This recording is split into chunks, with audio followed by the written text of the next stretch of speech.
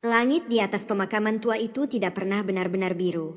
Ia selalu tampak seperti memar yang memudar, abu-abu keunguan yang menekan pundak siapapun yang berani menginjakan kaki di sana. Di tengah nisan-nisan yang miring dan ditumbuhi lumut, Nenek Sumi berlutut. Tangannya yang pecah-pecah, menyerupai kulit kayu jati tua, mengusap permukaan sebuah batu kali yang dijadikan penanda makam tanpa nama. Tidak ada ukiran angka lahir, tidak ada doa yang dipahat, hanya sebuah batu bisu yang dijaga oleh seorang wanita yang oleh dunia dianggap sama bisunya. Bagi penduduk desa, Nenek Sumi adalah anomali, sebuah sisa-sisa masa lalu yang keras kepala yang menolak untuk lenyap, sebuah gangguan pemandangan di tengah narasi kemajuan yang sedang mereka bangun. Setiap pagi, Pak RT Bambang akan melintas dengan motor matiknya yang berisik, berhenti sejenak hanya untuk membuang ludah atau sekadar memberikan tatapan yang lebih tajam dari sembilu. Di mata Pak RT Bambang, Nenek Sumi adalah beban administratif. Baginya, seorang wanita tua yang menghabiskan belasan jam sehari hanya untuk membersihkan gundukan tanah tak bertuan adalah definisi dari kegilaan yang membuang waktu. Ia sering berteriak dari kejauhan, suaranya membelah kabut pagi dengan kasar, mengatakan bahwa tanah itu lebih berguna jika diratakan untuk gudang material atau tempat parkir. Nenek Sumi hanya diam. Ia menyerap setiap teriakan itu seperti tanah kering menyerap air hujan yang asam. Dalam kepalanya, suara Pak RT Bambang bukan lagi suara manusia, melainkan sekadar kebisingan mekanis yang tidak memiliki nyawa. Namun, di balik diamnya, ada lubang hitam yang perlahan mengisap harga dirinya. Ia mulai merasa bahwa mungkin, label, sampah, yang disematkan padanya memang benar adanya. Ketegangan di desa itu bukan berasal dari pertikaian fisik, melainkan dari penghinaan yang dilakukan secara kolektif dan sistematis. Suatu sore, Rian, seorang remaja yang selalu merasa dunia berhutang padanya, datang bersama kawan-kawannya. Mereka membawa tawa yang hambar dan ponsel yang siap merekam apapun yang mereka anggap lucu untuk konsumsi jagat maya. Rian menendang kaleng bekas cat yang digunakan Nenek Sumi untuk menyiram makam, membiarkan airnya tumpah membasahi kain jarik tua sang nenek. Rian tertawa, menyebutnya sebagai pawang hantu yang kehilangan akal sehat. Nenek Sumi menatap air yang merembes ke tanah, melihat bayangan wajahnya yang kusam di sana. Ia melihat seorang wanita yang tidak lagi memiliki tempat di meja peradaban. Ia merasa kerdil, merasa bahwa keberadaannya memang sebuah kesalahan sejarah yang lupa dihapus. Ia adalah topeng yang retak, dan semua orang di desa itu berlomba-lomba untuk memecahkannya sepenuhnya.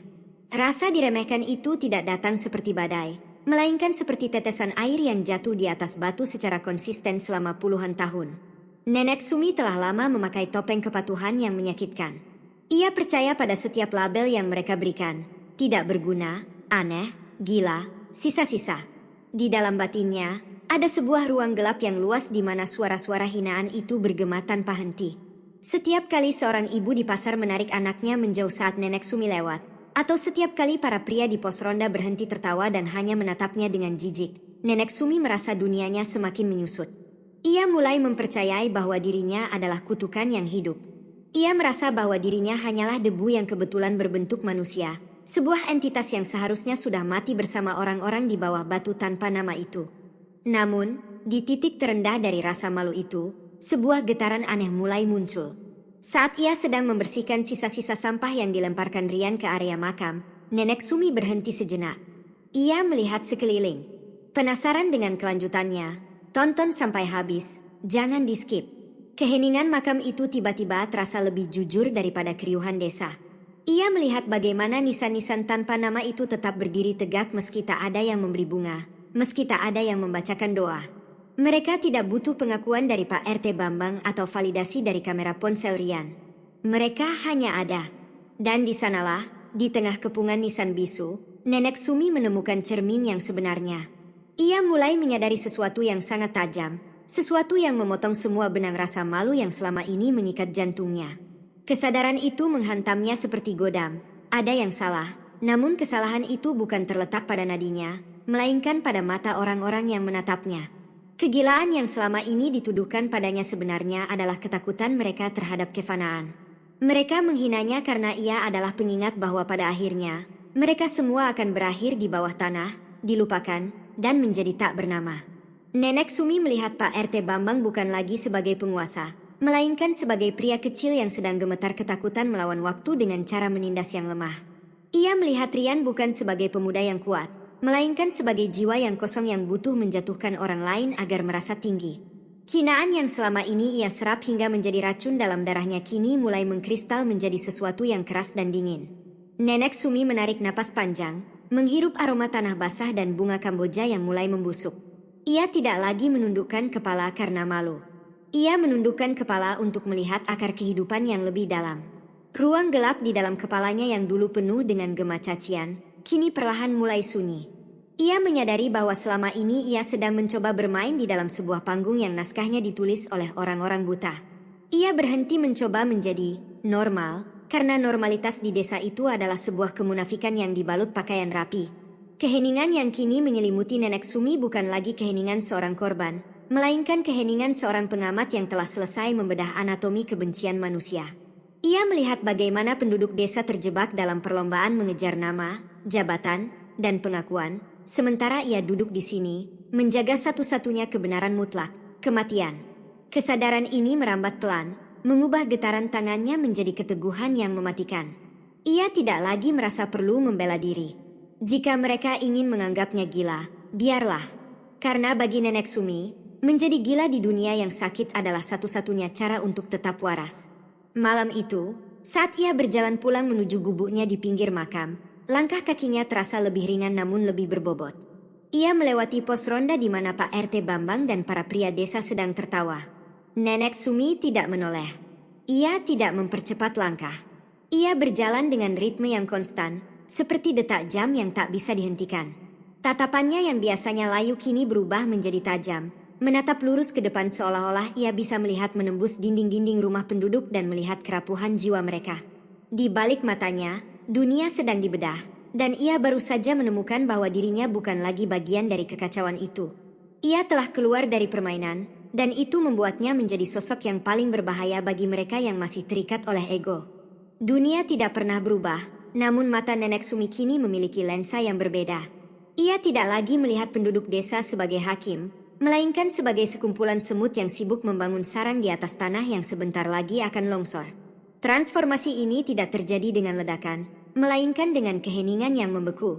Keheningan yang membuat siapapun yang mendekat akan merasa bulu kuduknya berdiri, bukan karena hantu, tapi karena mereka berhadapan dengan seseorang yang sudah tidak memiliki rasa takut akan kehilangan apapun, termasuk harga dirinya yang dulu mereka injak-injak. Suatu pagi yang lembab, Pak RT Bambang datang lagi. Kali ini ia tidak di atas motor matiknya. Ia membawa dua orang pria berseragam dinas dan seorang pria klimis bernama Hadi, sang pengembang lahan yang aromanya tercium seperti uang kertas baru dan parfum sintetis yang menyesakkan. Mereka berdiri di perbatasan makam, membawa gulungan cetakan biru yang mereka sebut sebagai masa depan. Bambang melangkah maju dengan dada membusung, mencoba memulihkan otoritasnya yang entah mengapa terasa memudar setiap kali ia menatap punggung bungkuk Nenek Sumi dari kejauhan. Sumi, panggil Bambang, menghilangkan sapaan, Nenek, seolah-olah ingin menegaskan hierarki. Minggu depan alat berat masuk. Makam-makam tanpa nama ini akan diratakan. Tidak ada ahli waris, tidak ada dokumen. Kamu tidak punya hak untuk menghalangi kemajuan desa ini. Paham? Nenek Sumi tidak langsung berbalik. Ia sedang mencabut rumput liar di atas gundukan tanah yang paling pojok. Gerakannya ritmis, tenang, seolah-olah suara Bambang hanyalah desis angin yang lewat di sela daun Kamboja. Ketegangan mulai merambat di udara. Hadi, sang pengembang, berdeham tidak sabar. Ia terbiasa menghadapi orang-orang yang berteriak atau menangis saat tanahnya diambil, tapi ia tidak pernah menghadapi dinding karang yang bernapas. Ketika Nenek Sumi akhirnya berdiri dan berbalik, sesuatu dalam atmosfer tempat itu berubah. Tidak ada amarah di matanya. Tidak ada air mata yang memohon. Yang ada hanyalah tatapan kosong yang begitu dalam hingga Hadi merasa seolah-olah ia sedang menatap ke dalam sumur tua yang tak berdasar. Nenek Sumi berjalan mendekat, langkahnya tidak lagi ragu. Ia berhenti tepat di depan mereka, membiarkan aroma tanah dan Kamboja yang melekat di bajunya menguasai ruang udara di antara mereka. Kemajuan, suara Nenek Sumi keluar pelan, namun setiap katanya tajam seperti pecahan kaca yang diseret di atas lantai porselen. Kalian menyebut penguburan memori sebagai kemajuan? Kalian ingin membangun gudang di atas kepala orang-orang yang bahkan tidak bisa lagi membela nama mereka sendiri. Hadi mencoba tertawa remeh, sebuah mekanisme pertahanan diri yang lazim bagi pria yang merasa dominan secara materi. Bu, ini soal ekonomi. Orang-orang mati ini tidak menghasilkan apa-apa. Mereka sudah dilupakan. Dunia sudah berputar. Nenek Sumi melangkah satu tindak lebih dekat ke arah Hadi. Jarak mereka kini sangat tipis, hingga Hadi bisa melihat urat-urat di tangan sang nenek yang tampak seperti akar yang mencengkeram bumi. Mereka tidak dilupakan selama saya masih ada, ucap Nenek Sumi dengan nada yang sangat datar, namun mengandung ancaman mental yang luar biasa. Tapi kamu, Tuan Berjas, saat kamu mati nanti, nisan emasmu tidak akan mencegahmu dari kelupaan. Kamu mengejar angka, saya menjaga nyawa. Siapa di antara kita yang sebenarnya sedang membuang waktu? Hadi terdiam. Ada sesuatu yang sangat berbahaya dalam ketenangan wanita tua ini. Ia bukan lagi nenek tua gila yang diceritakan Bambang. Ia adalah predator intelektual yang baru saja membedah ketakutan terbesar setiap manusia sukses. Ketidakberartian di hadapan keabadian. Bambang mencoba menengahi, suaranya agak gemetar. Sumi, jangan lancang. Ini urusan legalitas. Nenek Sumi mengalihkan pandangannya pada Bambang. Tatapan itu begitu dingin hingga Bambang merasa pakaiannya tiba-tiba menjadi terlalu tipis untuk menahan hawa dingin yang mendadak muncul. Legalitas adalah permainan kalian untuk merasa berkuasa atas tanah yang sebenarnya tidak pernah memiliki siapapun, sahut Nenek Sumi. Silakan bawa alat beratmu. Tapi ingat satu hal, Bambang. Tanah punya ingatan. Dan setiap inci beton yang kamu bangun di atas air mata orang-orang tak bernama ini akan menjadi beban yang akan menyeret jiwamu saat kamu tidur. Identitas baru Nenek Sumi mulai mengkristal di hadapan mereka. Ia bukan lagi korban dari stigma sosial. Ia adalah kurator dari kebenaran yang pahit. Ia telah mencapai titik di mana manipulasi emosional, ancaman jabatan, atau ejekan tidak lagi memiliki daya rusak. Ia telah menjadi berbahaya secara mental karena ia tidak lagi butuh pengakuan dunia. Ia telah menciptakan dunianya sendiri di balik gerbang makam ini, sebuah kerajaan di mana ia adalah satu-satunya hukum yang berlaku. Beberapa hari kemudian, kabar tentang perubahan Nenek Sumi menyebar di desa. Rian dan teman-temannya kembali lewat, berniat melakukan perundungan rutin mereka untuk konten media sosial. Namun, saat Rian mengangkat ponselnya, ia mendapati Nenek Sumi sedang berdiri tegak di bawah pohon Kamboja besar, menatap lurus ke arahnya tanpa berkedip. Tidak ada kemarahan di wajah nenek itu, hanya sebuah kesadaran yang begitu murni sehingga Rian merasa seolah-olah kamera ponselnya sedang menyorot ke arah kematian itu sendiri. Nenek Sumi tidak berteriak menyuruh mereka pergi. Ia hanya terus menatap, dengan tangan bersedekap, menunjukkan postur yang lebih dominan daripada siapapun di desa itu. Keheningan itu begitu menekan hingga Rian merasa tenggorokannya kering. Tawa yang biasanya meledak tiba-tiba tertahan di kerongkongan. Ia merasa seperti anak kecil yang tertangkap basah sedang bermain dengan api di dekat tangki bensin. Tanpa sadar, Rian menurunkan ponselnya, memalingkan muka, dan mempercepat langkahnya. Ia merasa takut, sebuah rasa takut yang tidak ia pahami, seolah-olah Nenek Sumi bisa membaca setiap dosa kecil yang tersimpan di balik layar ponselnya. Nenek Sumi melihat mereka pergi dan hanya tersenyum tipis, sebuah senyum yang tidak mencapai matanya. Ia menyadari bahwa harga dirinya bukan lagi sesuatu yang harus ia perjuangkan, melainkan sesuatu yang ia pancarkan. Ia tidak lagi peduli pada topeng yang dipakaikan orang padanya. Ia telah menjadi cermin. Jika orang melihat kegilaan padanya, itu karena mereka takut pada kegilaan mereka sendiri. Jika orang melihat bahaya padanya, itu karena mereka menyadari betapa rapuhnya kebohongan yang mereka bangun setiap hari. Ia kini adalah penjaga keabadian. Sebuah identitas yang lahir dari reruntuhan rasa malu. Ia telah berhenti menjadi seseorang di mata penduduk desa agar bisa menjadi sesuatu yang jauh lebih besar. Sebuah pengingat bahwa di balik semua hiruk-pikuk dunia yang palsu, hanya kesunyian dan ingatanlah yang akan tetap tinggal. Ia tidak bisa dimainkan lagi. Ia telah memutus semua tali yang menghubungkan hatinya dengan ekspektasi manusia. Dan dalam ketiadaan keterikatan itu, ia menemukan kekuatan yang paling murni. Ketegangan di desa itu kini bergeser. Orang-orang desa mulai merasa tidak nyaman bukan karena keberadaan Nenek Sumi, tetapi karena ketidakhadiran rasa bersalah di mata wanita tua itu. Mereka yang dulu mengejek kini merasa seperti sedang diawasi oleh sejarah. Nenek Sumi telah membalikkan keadaan. Bukan lagi ia yang terisolasi dari dunia, melainkan ia yang mengisolasi dunia dari kebenaran yang ia jaga. Pelajaran yang meresap dalam setiap tarikan napas Nenek Sumi di antara makam-makam itu adalah bahwa kekuatan sejati tidak datang dari jabatan atau suara yang keras. Kekuatan sejati datang saat seseorang berani berdiri tegak di tengah kehancuran identitas lamanya dan membangun sesuatu yang baru dari debu-debu hinaan. Identitas yang paling kokoh adalah identitas yang dibangun saat seseorang sudah tidak memiliki apapun untuk dibuktikan kepada siapapun. Kini, makam tanpa nama itu bukan lagi sekadar gundukan tanah yang diabaikan. Ia telah berubah menjadi sebuah kuil kesunyian yang memancarkan aura dingin ke seluruh penjuru desa. Nenek Sumi tidak lagi perlu mengangkat suaranya untuk didengar. Kehadirannya telah menjadi sebuah pernyataan yang begitu pekat, sebuah frekuensi rendah yang menggetarkan kaca-kaca jendela batin setiap orang yang melintas. Ia telah benar-benar mati sebagai korban, dan terlahir kembali sebagai sesuatu yang jauh lebih purba, seorang penguasa atas memori yang ditinggalkan. Sore itu, mendung menggantung rendah seperti tirai bludru yang berat. Maya, seorang wanita muda dengan mata yang sembab dan riasan yang luntur oleh air mata, berjalan gontai memasuki area pemakaman. Ia baru saja dihancurkan oleh pengkhianatan kekasihnya, merasa seolah dunianya telah berakhir, dan berniat mencari tempat sunyi untuk meratapi nasibnya yang malang. Ia melihat Nenek Sumi sedang duduk di sebuah kursi kayu tua yang diletakkan di bawah pohon Kamboja besar, kursi yang kini tampak seperti singgasana dari kayu lapuk. Maya jatuh terduduk di dekat salah satu nisan, terisak hebat, merutuki takdir dan orang-orang yang telah melupakannya. Ia berharap Nenek Sumi akan datang, mengusap punggungnya, dan memberikan kata-kata penghiburan yang manis seperti, semua akan baik-baik saja. Namun, Nenek Sumi tetap bergeming. Ia hanya menatap lurus ke cakrawala, membiarkan isakan Maya menjadi musik latar bagi kesunyian makam.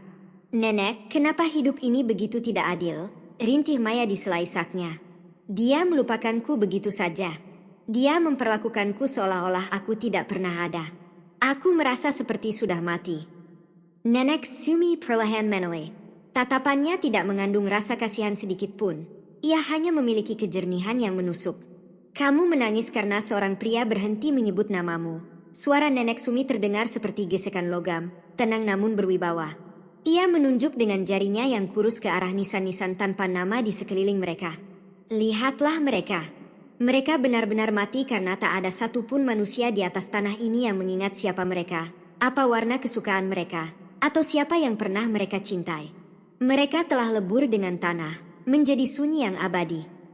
Maya terdiam, isakannya tertahan oleh ketajaman kata-kata itu. Kamu masih memiliki paru-paru yang menghirup udara, jantung yang memompa darah, dan mulut yang bisa meneriakkan rasa sakitmu. Lanjut Nenek Sumi, matanya kini terkunci pada mata Maya yang gemetar.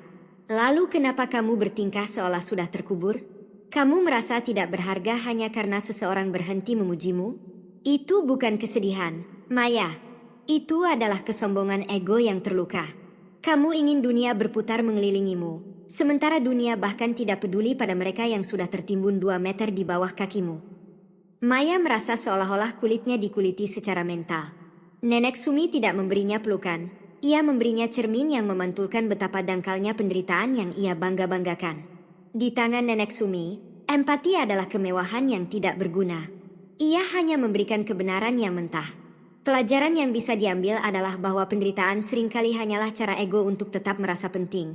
Dan hanya dengan melepaskan kebutuhan akan pengakuanlah seseorang bisa benar-benar bebas. Keesokan harinya, giliran Pak RT Bambang yang datang kembali. Namun, kali ini ia tidak membawa pengembang atau surat tugas. Ia datang sendirian, bahunya merosot, wajahnya tampak 10 tahun lebih tua. Desas-desus tentang pengalihan lahan makam telah menjadi bumerang bagi citra politiknya di tingkat kecamatan. Ia dituduh melakukan malapraktik administrasi.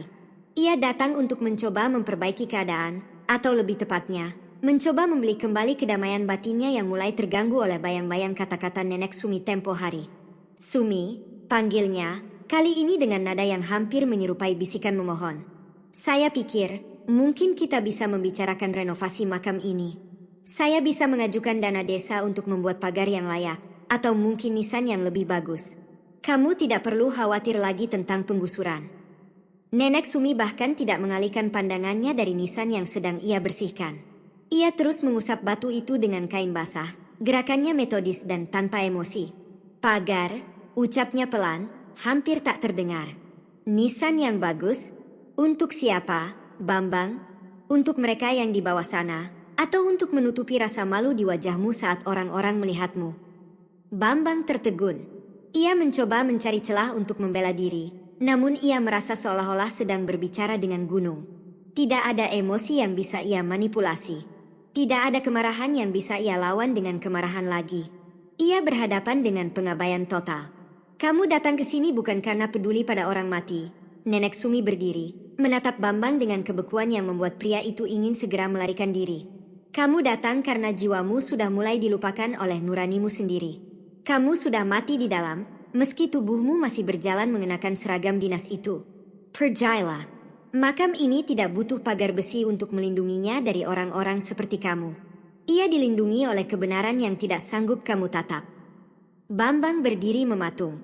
Ia tidak pernah merasa sekecil ini dalam hidupnya. Jabatan yang ia bangga-banggakan, pengaruh yang ia bangun dengan susah payah, semuanya terasa menguap di hadapan seorang wanita tua yang tidak memiliki apa-apa selain kesadaran. Nenek Sumi telah menjadi dominan bukan karena ia merebut kekuasaan, tetapi karena ia telah melepaskan diri dari segala hal yang bisa digunakan orang untuk mengontrolnya. Ia adalah bukti hidup bahwa pengabaian adalah bentuk pembalasan dendam yang paling berkelas. Ia tidak perlu menyerang Bambang, ia hanya perlu membiarkan Bambang hancur oleh bayangannya sendiri. Identitas baru Nenek Sumi sebagai penguasa hening kini telah mencapai puncaknya. Ia telah menjadi seseorang yang berbahaya secara mental karena ia tidak lagi memiliki tombol yang bisa ditekan oleh masyarakat. Ia tidak bisa disuap dengan penghormatan, tidak bisa ditakuti dengan ancaman, dan tidak bisa dilukai dengan ejekan. Ia telah membedah dunia dari balik mata yang sudah kebal, melihat melalui topeng-topeng sosial yang dipakai setiap orang di desa itu. Ia menyadari bahwa keberanian sejati bukanlah tentang melawan dunia, melainkan tentang tetap berdiri tegak ketika dunia mencoba menghapus keberadaanmu. Ia telah berhenti mengejar siapapun, berhenti membuktikan apapun. Ia duduk di sana, di antara nisan tanpa nama, sebagai pengingat bahwa pada akhirnya, satu-satunya hal yang benar-benar kita miliki adalah integritas batin kita sendiri. Ketegangan yang kini menyelimuti area makam bukan lagi ketegangan konflik, melainkan ketegangan rasa hormat yang dipaksakan oleh alam. Orang-orang desa kini berbicara dengan suara rendah saat melewati pagar makam. Rian tidak lagi berani mengangkat ponselnya. Penduduk desa mulai menyadari bahwa ada sesuatu yang jauh lebih berharga daripada pembangunan beton, yaitu kemampuan untuk tidak dilupakan oleh diri sendiri. Nenek Sumi telah berhasil menciptakan sebuah ruang di mana waktu seolah berhenti, dan di ruang itulah ia menjadi pusat gravitasi yang baru. Sore itu, matahari tidak tenggelam dengan megah. Ia merosot seperti kan tembaga yang jatuh ke dalam lumpur cair, meninggalkan sisa-sisa cahaya oranye yang tajam dan dingin di ufuk barat. Di atas kursi kayu tuanya, Nenek Sumi duduk dengan punggung yang tidak lagi tampak bungkuk karena beban, melainkan melengkung seperti busur yang siap melepaskan anak panah kesadaran. Ia tidak lagi membersihkan makam dengan terburu-buru. Ia hanya duduk, membiarkan angin pegunungan yang kering menyapu helai-helai rambut putihnya yang menyerupai perak murni. Di sekelilingnya, nisan-nisan tanpa nama itu tampak seperti serdadu-serdadu setia yang menjaga keheningan rajanya. Dunia di luar pagar makam ini telah berubah, bukan karena Nenek Sumi melakukan revolusi fisik, melainkan karena ia telah berhenti berpartisipasi dalam kegilaan mereka. Pak RT Bambang kini sering melintas tanpa suara motor yang meraung. Ia akan mematikan mesinnya 100 meter sebelum gerbang makam, menuntun kendaraannya dengan kepala menunduk, seolah-olah ia sedang melewati sebuah istana yang dihuni oleh entitas yang tak boleh diganggu. Rian, remaja yang dulu penuh dengan kesombongan digital, kini sering terlihat berdiri mematung di kejauhan, menatap Nenek Sumi dengan rasa ngeri yang bercampur dengan rasa takjub yang tak mampu ia jelaskan kepada teman-temannya di layar ponsel. Nenek Sumi telah mencapai titik di mana ia tidak lagi mengejar siapapun. Ia tidak mengejar pengakuan dari perangkat desa, tidak mengejar permintaan maaf dari mereka yang dulu menghinanya, dan tidak lagi mengejar validasi atas keberadaannya. Ia menyadari sebuah kebenaran yang mematikan bagi ego manusia, bahwa saat kamu berhenti berlari mengejar dunia, dunia akan merasa kehilangan arah dan perlahan-lahan mulai berputar mengelilingimu.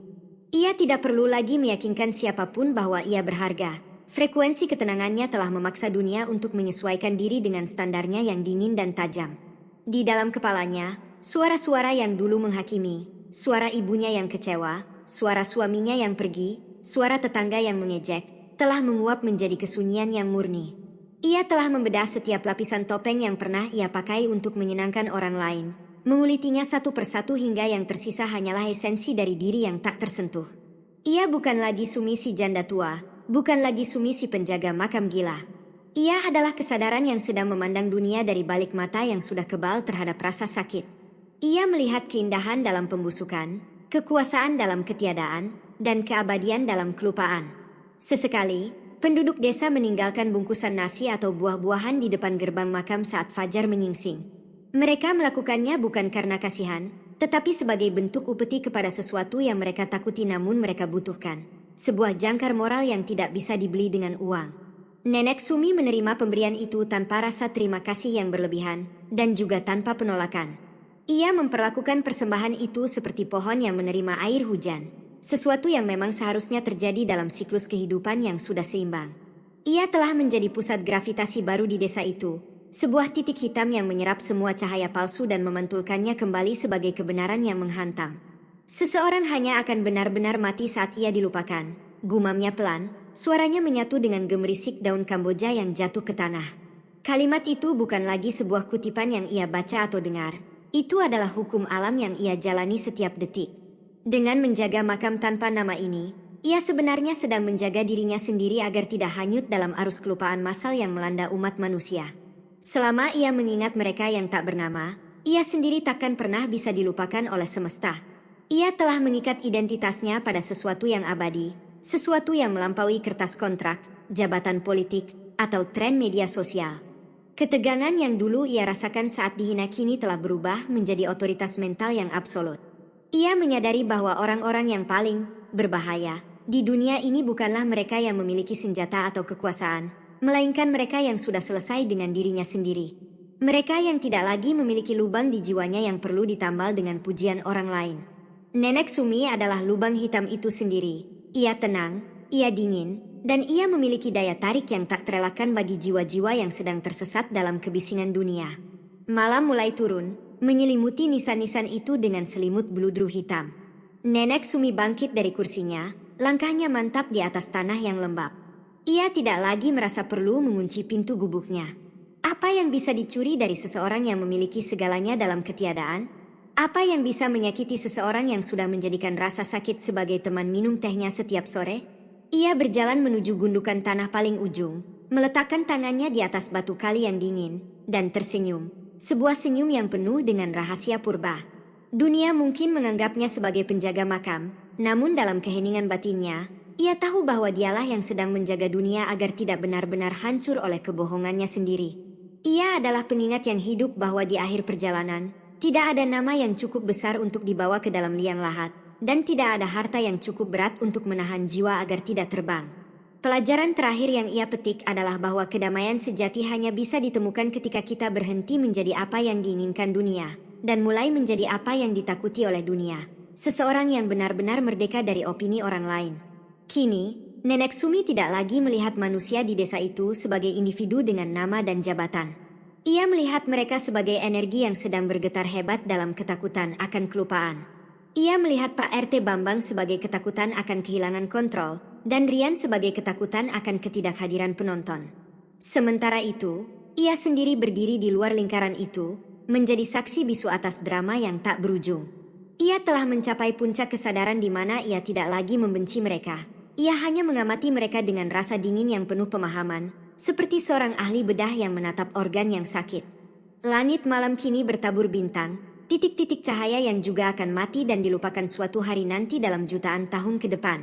Nenek Sumi menutup matanya, menghirup aroma malam yang tajam. Ia merasa utuh. Ia tidak mengejar siapapun, dan secara ajaib, seolah seluruh alam semesta sedang menahan napas untuk mendengarkan detak jantungnya yang tenang. Dunia telah menyesuaikan diri. Cahaya lampu desa di kejauhan tampak kecil dan tidak berarti dibandingkan dengan kegelapan luas yang ia peluk dengan penuh kesadaran. Di sini, di antara yang tak bernama, Nenek Sumi telah menemukan namanya yang sesungguhnya, sang abadi yang tak tersentuh.